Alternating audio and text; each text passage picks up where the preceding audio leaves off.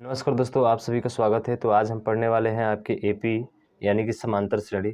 और इस समांतर श्रेणी पे कितने सवाल आपके पूछे गए हैं वो सभी सवाल जो है आपके सामने रख दिए गए हैं, ठीक है, जो कि ग्रुप डी में हमारे पूछे गए हैं। तो इन सवालों को हमको हल करने से पहले उसका क्या पता होना चाहिए, बेसिक। तो थोड़ा सा बेसिक के बारे में बता दूँ कि समांतर श्रेणी क्या होता है। तो समांतर श्रेणी होता है जैसे कोई नंबर दिया रहे 2, 4, 6 और 8 ऐसे करके दिया रहे डॉट डॉट, ठीक है, और ये कहाँ तक जाएगा, एन तक जाएगा। तो इसका मतलब होता है कि जो ये वाला पद है उसको हम लोग अंतिम पद बोलते हैं। क्या बोलते हैं? अंतिम पद, या इसी को हम लोग नाम देते हैं एनवा पद देते हैं, ठीक। उसके बाद से देखेंगे तो इनका अंतर क्या रहेगा, समान। यहाँ पर भी 2 का अंतर है, यहाँ पर भी 2 का अंतर है, यहाँ पर भी कितने का अंतर है, 2 का। यानी कि अंतर जो है सब जगह क्या रहेगा, समान रहेगा। तो उसी का नाम क्या देते हैं हम लोग, समांतर श्रेणी नाम देते हैं। अब इस समांतर श्रेणी में जो ये होता है, पहला जो होता है, जो पहला पद होता है, उस पहला पद को हम लोग किससे लिखते हैं, तो पहला पद को हम लोग ए से लिखते हैं। फिर इन दोनों के बीच जो अंतर आ रहा है 2-2 का, ठीक है, उसको हम लोग बोलते हैं सर्वांतर। क्या बोलते हैं? सर्वांतर। सर्वांतर का मतलब होता है उनके बीच का जो अंतर होता है उसी को सर्वांतर कहा जाता है, ठीक है। तो यहाँ से एक फार्मूला निकल कर बनता है, वो फार्मूला क्या है कि टी एन बराबर ए प्लस एन माइनस 1 और इंटू क्या हो जाता है, डी हो जाता है। तो ये फार्मूला आपको पता होना चाहिए। कौन सा फार्मूला? ये वाला। एन का मतलब बताए थे, एनवा पद होता है। एनवा पद का मतलब कि जैसे कि हमें निकालना होगा 20वां पद, ठीक है। कौन सा निकालना होगा? 20वां पद। तो इसका मतलब है एन का मान कितना है आपका, 20 है, ठीक है। तो एक चीज़ और ध्यान देंगे क्या, कि जैसे पहला पद हमको कह दिया, तो पहला पद अगर कहे तो ये होता है। अगर हमसे दूसरा पद कहे, ठीक है, दूसरा पद कहे तो ए प्लस डी होता है। अगर तीसरा पद कहे तो ए प्लस 2D होता है। चौथा पद कहे तो ए प्लस 3D होता है। तो यहाँ से एक चीज़ निकलेगा कि सर तीसरा जब पूछ रहा था तो 2D आ रहा था, चौथा पूछ रहा था तो 3D आ रहा था। वैसे भी आपसे कोई भी पूछ ले, कोई भी नंबर पूछ ले, जैसे कि पूछे 20वां पद पूछ ले, क्या पूछ ले, 20वां पद, तो इसका मतलब होता है कि सर ए प्लस 20 में से एक कम करेंगे 19 और डी है तो डी हो जाएगा। यानी कि 20वां पद जो होगा हमारा कौन सा हो जाएगा, ए प्लस 19 डी हो जाएगा। तो ये चीज़ समझ में आ गया ना। अगर आपसे 70वां पद पूछ ले, क्या पूछ ले, 70वां पद पूछे, तो आप कह सकते हैं कि सर ए होगा, आप प्लस 70 में से कम करेंगे 69 और ये डी हो जाएगा। समझ रहे हैं ना। तो इस तरह से आप जो है आसानी से क्या कर सकते हैं, इसको निकाल सकते हैं। अब बात किया जाए कि सर यहाँ से एक और फार्मूला होता है, ये तो एनवा पद हो गया। एक चीज़ और आता है कि जब आपसे क्या पूछा जाता है, योग पूछा जाता है, और योग को हम लोग एसन से लिखते हैं। किससे लिखते हैं? एसन से। तो इसका फार्मूला होता है n/2, और पहला पद अगर पता हो, अगर लास्ट पद पता हो तो आप इसको क्या कर लेंगे, जोड़ लेंगे। लास्ट पद का मतलब क्या होता है, टी एनवा पद होता है, ठीक है। फिर जैसे इसको फार्मूला को ला कर रखेंगे तो एक तो फार्मूला ये हो गया, ये याद होना चाहिए कि जब पहला पद और अंतिम पद दिया रहे और एन का मान दिया रहे तो आप योग वहाँ से क्या कर सकते हैं, निकाल सकते हैं। इसका एक और फार्मूला होता है एस एन बराबर, क्या होता है कि n/2 तो रहेगा हमारा, ठीक है। उसके बाद से यहाँ पे क्या होता है कि ए का मान हम लोग रख देते हैं। तो जैसे एल का मान रखेंगे ना, एल का मतलब टी एन का मान इसको रखेंगे तो ये आ जाएगा 2a प्लस एन माइनस 1 और इंटू करके क्या हो जाएगा, डी। ये भी एक फार्मूला बन जाता है। यहाँ से भी आपके सवाल योग जो है आप योग आसानी से क्या कर सकते हैं, निकाल सकते हैं। कहीं पर भी आपको कोई दिक्कत होने वाला नहीं है। तो ये जो था ये आपका इसका पूरा बेसिक था। इस बेसिक वाले में एक और चीज़ आता है, कभी कभी आपसे पूछ लेता है समांतर माध्य। क्या पूछता है भाई साहब? समांतर माध्य। तो समांतर माध्य जब भी आपसे पूछे तो समझिए कि एक तरह से एवरेज है। क्या है? एवरेज है। एवरेज माने होता है औसत। जैसे कि 2 का पूछ ले, ए और बी का समांतर माध्य क्या होगा, तो जितने पद होंगे उतने से भाग कर दिया जाएगा, तो इसका औसत आ जाएगा, यह समांतर माध्य आ जाएगा। अगर 3 पद हैं तो आपको किससे भाग करना होगा, 3 पद, 3 से। अगर 4 पद हैं तो आपको 4 से भाग करना होगा। किससे भाग करना होगा? आपको 4 से भाग करना होगा। तो यहाँ से आप समांतर माध्य आसानी से क्या कर सकते हैं, निकाल सकते हैं। तो इतना चीज़ें जो था इसका पूरा बेसिक था। अब एक एक क्वेश्चन को जो है चलते हैं और हम लोग हल इसको करते हैं। तो चलिए देखिए, बहुत ही आसानी तरीके से हम इस क्वेश्चन को जो है आपके हल करेंगे। जैसे पहला क्वेश्चन आपके सामने दिया गया है। पहला क्वेश्चन है कि √2, ठीक है, √2, 3√2, इसका 10वां पद आपको निकालना है। तो जब भी 10वां पद निकालना होता है, 10वां पद, तो इसका मतलब है कि सर ए प्लस 10 में से 1 घटाएंगे तो कितना हो जाएगा, 9D हो जाएगा। तो बस मान रखिए और आपका तुरंत देखिए यहाँ से आंसर आता है। तो ए का मान कितना है, आप कहेंगे √2 है सर। और डी का मान निकालने के लिए क्या करेंगे सर, इसमें से इसको क्या करेंगे आप घटाएंगे। तो जैसे इसमें से इसको घटाएंगे तो 3 में से 1 जाएगा, 2 बचेगा।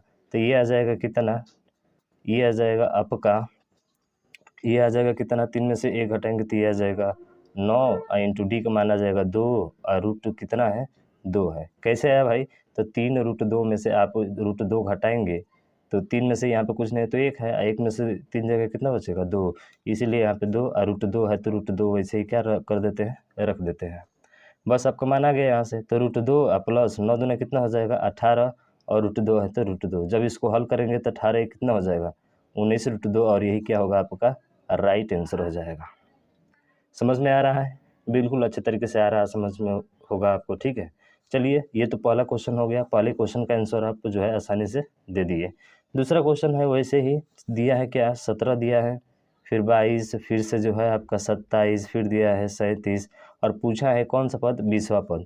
तो क्लियर है कि 20वां पद का मतलब क्या होता है, T20 होता है 20वां पद, यानी कि सर A प्लस और 19 और D हो जाएगा।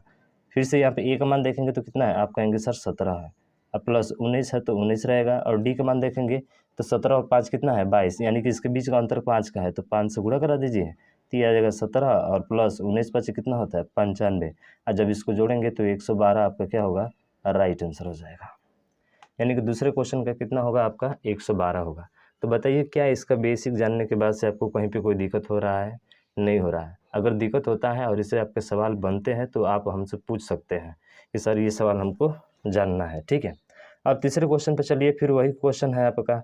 अगर यहाँ पर भी देखते हैं तो ए बराबर कितना है सर -3 है, और डी बराबर अगर निकालना चाहेंगे तो देखिए 8 में से, यानी कि -8 में से -3 घटाना है आपको, तो 3 घटाना है, तो जैसे घटाएंगे तो माइनस माइनस प्लस हो जाएगा, और -8 है तो -8 प्लस का 3, बताइए माइनस का क्या होगा 5 होगा। फिर फार्मूला वही, कौन सा पद पूछा है 10 पदों का योग। अब यहाँ पे देखिए, यहाँ पे आपसे योग पूछा है, क्या पूछा है, योग पूछा है। तो योग वाला फार्मूला क्या होता है, तो आप कहेंगे सर SN बराबर n/2, और ये होता है 2a प्लस n-1 और इंटू करके क्या होता है d, ये वाला फार्मूला लगाएंगे, क्योंकि यहाँ पे जो है पता नहीं है हमको। तो n का मान कितना है 10 पदों का योग ना, तो n बराबर 10 हो जाएगा, तो ये हो जाएगा 10/2, 2 अगुड़े a का मान पता है आपको, a का मान कितना है तो सर -3 है तो -3, उसके बाद से n-1 यानी कि 10 - 1 और इंटू d का मान कितना है, तो आप कहेंगे सर -5 है, तो ये -5। अब इसको हल कर दीजिए तो 10 का आधा कितना हो जाएगा 5, फिर इसको जब हल करेंगे तो 2 तिया -6, और उसके बाद से 10 में से 1 जाएगा कितना होगा, यहाँ पे प्लस है, ठीक है प्लस है, ये प्लस 10 में से 1 जाएगा तो 9, और -5 है तो -5। जब इसको सॉल्व करेंगे तो ये 5, ये देखिए 9 बचे कितना हो जाएगा 45, -45 और माइनस का क्या है 6, ये माइनस से हो जाएगा ना, माइनस हो जाएगा, तो 45 कितना हो जाएगा 51, तो माइनस का 51 और गुणे 5 है तो 5 कर दीजिए, तो 5 एकम 5 और 5 5 25, यानी कि -255 क्या होगा आपका राइट आंसर हो जाएगा।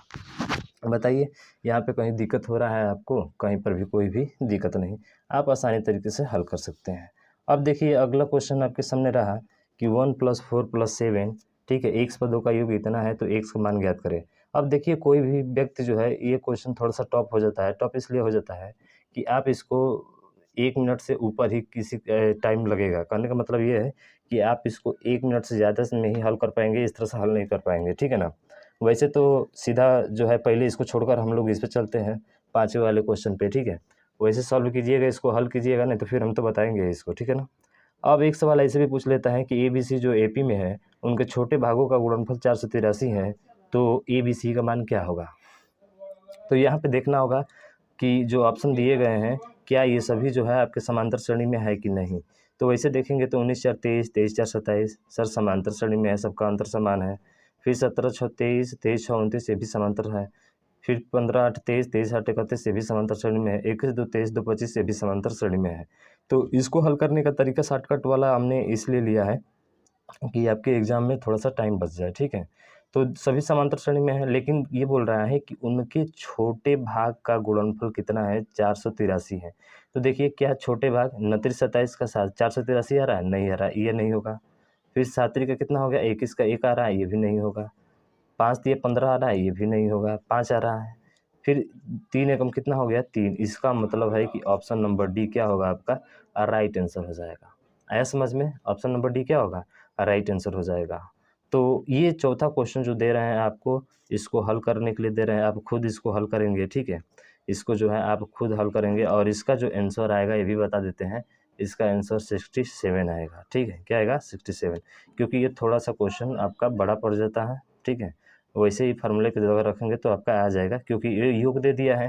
थोड़ा सा हिंट भी दे दूँ आपको, अगर इसको हल करना है तो ए बराबर दिया है, तो योग वाला दिया है ना 782, तो वही फार्मूला एन बराबर क्या होता है n/2 2a प्लस n-1 और इंटू क्या होता है डी। इस पे रखिएगा तो एन का मान कितना आ जाएगा 782 है, तो 782 बराबर एन का मान कितना है आपका, एन का मान देखेंगे तो सर एन का मान आपको निकालना है, ठीक है। अब बटे 2, उसके बाद से 2 और ए का मान कितना है, तो ए का मान 1 है तो 1 हो जाएगा, प्लस n-1 नहीं पता है आपको, डी का मान पता है, तो सर 4 में से एक जगह कितना बचेगा 3, तो यहाँ पे 3 आपका हो जाएगा। जब इसको हल करेंगे तो 782 बराबर n/2, इसको गुणा करा दीजिए, 2 एकम 2 प्लस 3n हो जाएगा और माइनस क्या हो जाएगा 3 हो जाएगा, ये गुणा करा देंगे इसमें। तो फिर 782 बराबर n/2, इसको हल करेंगे तो 2 में से 3 जगह कितना बचेगा, तो आप कहेंगे सर 2 में से 3 जगह ये 3n तो रहेगा और 2 में से 3 जगह तो माइनस का 1 बचेगा। क्या बचेगा 1। अब इसका इधर गुणा करा दीजिए तो 2 दूना का 4, 2 8 16 का 6, 2 7 14, 1 15 बराबर इसका, अब इसमें गुणा करा देंगे तो 3n का स्क्वायर हो जाएगा और माइनस वहाँ पे n में 1 का गुणा करेंगे तो कितना हो जाएगा n हो जाएगा। जब इसको इधर लेकर जाएंगे तो ये हो जाएगा 3n का स्क्वायर माइनस n और माइनस 1500 कितना हो जाएगा, ये 1564 हो जाएगा। अब 1564 का आपको कैलकुलेशन करने आना चाहिए, बराबर 0 हो जाएगा। अब इसका खंड ऐसा कीजिए कि इसको घटाने पर क्या आ जाए 1 आ जाए यहाँ पे। तो देखिए जब इसका आप खंड करेंगे तो इसका जो होगा वो होगा आपका 68 और इंटू 69, यानी कि 68 और 69 का गुणा करेंगे तो 1500 कितना आ जाएगा आपका जो है, ठीक है। आपका जो है कितना आ जाएगा, इसका गुणा करेंगे, ठीक है। ये जो है 1564 है ना, 1564 का 3 में गुणा करना है, तो गुणा करेंगे तो पूरा जो है आपका फैक्टर करने पर ये वाला नंबर आएगा, ठीक है ना। तो ये वाला नंबर आएगा, जब इसको घटाएंगे तो हो जाएगा, तो यहाँ पे माइनस लेकर आना है, तो ये वाला जो होगा आपका प्लस होगा और बड़ा वाला जो होगा माइनस होगा, यानी कि उत्तर में आपका माइनस वाला आएगा। क्यों? क्योंकि माइनस इधर आएगा तो जाकर तो 0 हो जाएगा, इसका मतलब है कि 69 होगा। अब 69 को किससे भाग करना होगा आपको 3 से, तो 3 से भाग करेंगे तो 3 दूना कितना हो गया 6 और तितली का कितना हो गया 9, यानी कि वो नंबर कौन सा होगा 23 होगा। वो नंबर कौन सा होगा 23 होगा। लेकिन हमसे ये नहीं पूछा है, हमसे पूछा है एक्स का मान ज्ञात कीजिए, ठीक है। हमसे पूछा है कि यहाँ पे जो है एक्स का मान आपको क्या करना है ज्ञात कीजिए है, तो एक्स का मान ज्ञात कीजिए, एक्स पदों का योग आपको ज्ञात करना है। तो यहाँ पे आपका 23 आ गया, ठीक है। अब 23 आ गया तो n पदों का योग क्या होता है, तो सर 23 आ गया तो यहाँ पे हो सकता है tn बराबर क्या होता है a plus n-1 into D. तो यहाँ पे देखेंगे तो a का मान जो पता था आपका 1 था, प्लस n-1 यानी कि 23 का मान था, 23 में से एक जगह कितना होगा 22, और गुणे डी का मान कितना था 3। तो लो भाई साहब इसको हल भी करा दिए, तो 1 प्लस 22 से कितना हो जाएगा 66, 66 में एक जोड़ेंगे तो कितना आ जाएगा 67, और यही आपका क्या होगा राइट आंसर हो जाएगा, ठीक है। तो इसमें थोड़ा सा दिक्कत आपको यहाँ पे हो सकता है 1564 को निकालने में, बाकी सब जो है आप इसको आसानी तरीके से हल कर लेंगे, कहीं पे भी कोई दिक्कत नहीं। तो मुझे आशा है कि जो क्वेश्चन 5 दिए गए थे ये क्वेश्चन आपको अच्छे से समझ में आए होंगे। अगर आप प्रैक्टिस करते हैं तो ऐसे क्वेश्चन अगर आपको मिल जाए तो आप क्लियर है कि इसका ट्रिक जो है आसानी से 67 क्या कर सकते हैं लगा सकते हैं। आया समझ में? तो मुझे आशा है कि पूरा ये 5 क्वेश्चन आपको अच्छे से समझ में आ गए होंगे। तो इस वीडियो को थोड़ा सा शेयर करना भाई साहब, ठीक है, क्योंकि हम बहुत जल्दी ही ग्रुप डी के जितने भी क्वेश्चन पूछे गए हैं और जितने भी टॉपिक पूछे गए उन सभी को कंप्लीट करने वाले हैं। तो आप इस वीडियो को ज़्यादा से ज़्यादा शेयर कीजिएगा। आज के लिए बस इतना ही। जय हिंद, जय भारत।